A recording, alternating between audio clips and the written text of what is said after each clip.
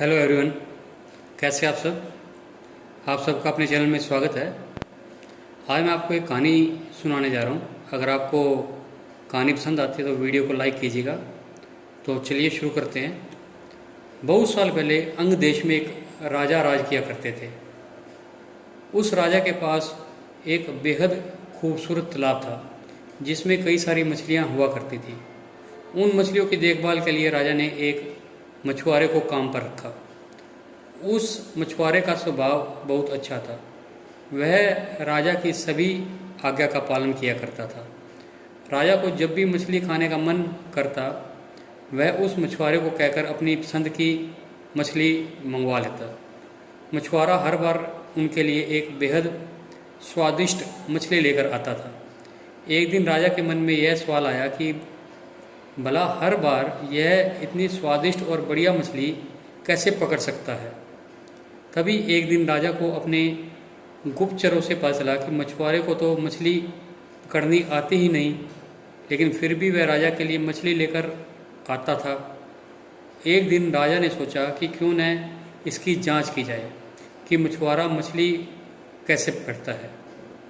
राजा ने तुरंत दास को आदेश देकर मछुआरे को बुलवाया और कहा कि सुनो, आज तुम मेरे लिए तालाब की सबसे बड़ी मछली पकड़ कर लेकर आओगे। मेरा मछली खाने का बहुत मन हो रहा है। राजा के आदेश के बाद मछुआरा मछली पकड़ने के लिए तालाब की ओर चल पड़ा। राजा भी दबे पांव उसके पीछे पीछे चल पड़ा। तालाब के पास पहुंचते ही मछुआरे ने एक मंत्र पढ़ा और तालाब की सबसे बड़ी मछली उसके पैरों में आकर गिर पड़ी। फिर मछुआरे ने तालाब को झुककर प्रणाम किया और वहाँ से महल की ओर निकल पड़ा।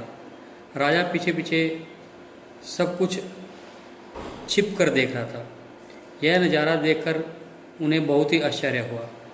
फिर वह भी अपने महल की ओर चला गया। एक दिन मौका देखकर राजा ने मछुआरे से उसके मछली पकड़ने की विधि के बारे में पूछा। राजा ने कहा, तुम ऐसा कौन सा मंत्र जानते हो जिसके बोलते ही मछली खुद ब खुद तुम्हारे पास आ जाती है? कृपा करके मुझे भी वह मंत्र सिखाओ। राजा की बात सुनकर मछुआरा अचरज में पड़ गया। उसने कहा, क्षमा कीजिए महाराज, मैं इस मंत्र का उच्चारण आपको नहीं सिखा सकता। राजा शांत नहीं बैठे। वह मछुआरे से बार बार मंत्र सीखने की जिद करने लगे।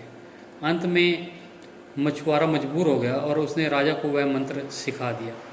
लेकिन मछुआरे ने राजा से एक वचन लिया कि अगर ये मंत्र किसी और को बताया तो मंत्र काम नहीं करेगा।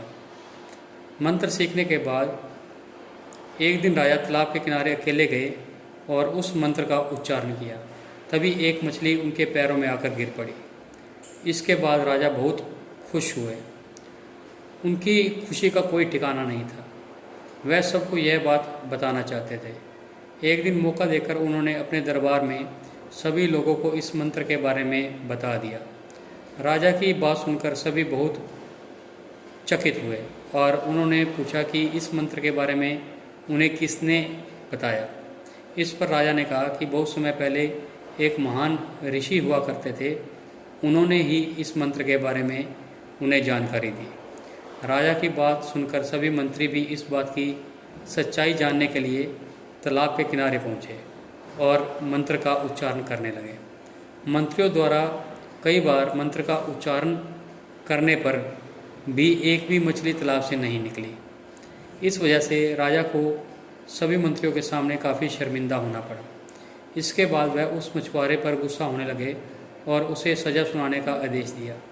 तभी तालाब से एक आवाज़ आई, सुनो राजन, तालाब से एक भी मछली नहीं निकली। इसमें मछुआरे का कोई दोष नहीं, बल्कि इसमें गलती तुम्हारी है। तुमने अपने गुरु को गुरु नहीं माना जिससे तुम्हें यह मंत्र सिखाया, इसलिए मछली तालाब से नहीं निकली।